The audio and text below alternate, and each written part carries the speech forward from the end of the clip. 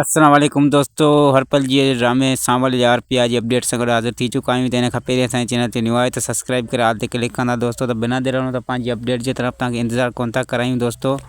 जी दोस्तों, तव्हांखे वॾी ऐं अहम ख़बर ॿुधाईंदो हलां त आलियान जेको आहे त पंहिंजो रिश्तो पाण वठण जे लाइ पिया जे घर पहुची वियो ऐं जेका ॻाल्हि पिया जे वालिद साहब खे जेका मुनासिब न लॻी दोस्तों, त उन ते जेको आहे त पिया बि माना आलियान ते कावड़ करणु लॻी त तूं माना पंहिंजे वालिदेन खे मोकिलण जे बजाए तूं पाण मुंहिंजो रिश्तो ई घुरणु अची वएं।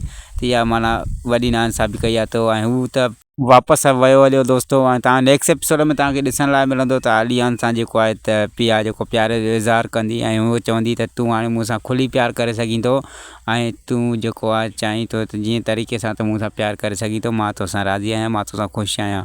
ऐं दोस्तों त नेक्स्ट एपिसोड में तव्हांखे इहो बि ॾिसण लाइ मिलंदो त पिया जी माउ जेका आहे पंहिंजे मुड़ुसु असलम खे चवंदी त मुंहिंजो जेको इहो रिश्तो आयो आलियान जो उहो मुंहिंजी पिया जे लाइ जेको बहितरीनु आहे ऐं मूंखे लॻे थो त हीउ जेको आहे त रिश्तो अॻिते हली त सुठो साबित थींदो। त तव्हां माना आलियान खे इजाज़त ॾियो त हू पंहिंजे वालिदेन खे वठी अचे ऐं पिया जो रिश्तो असांखां वठी वञे, इहो ई बहितरु आहे। जीअं त असलम जेको पहिरीं नाराज़गी ॾेखारींदो ऐं पिया हुनखे चवंदी त हिकिड़े मूंखे छोकिरे पसंदि छा कयो, तव्हां मूंखे एॾी वॾी सदा था ॾियो। ऐं दोस्तों तव्हांखे ॾसींदा हलूं त पिया जे चवण ते जेको आहे त असलम राज़ी थींदो ऐं जेको आहे त आलियान खे इजाज़त मिली वेंदी त हू पंहिंजे वालिदेन खे मोकिले। ऐं दोस्तों तव्हांखे ॿुधाईंदो रहां त रईस दाऊद जेको आहे जॾहिं रिश्तो वठणु जेको आहे त आलियान जे चवण ते जेको हिन असलम जे घर ईंदो त हुनजा तराई निकिरी वेंदा ऐं सेठ दाऊद जेको मूसा आहे दोस्तों ऐं जेको आहे त असलम जेको आहे हिक ॿिए खे सुञाणे वठंदा।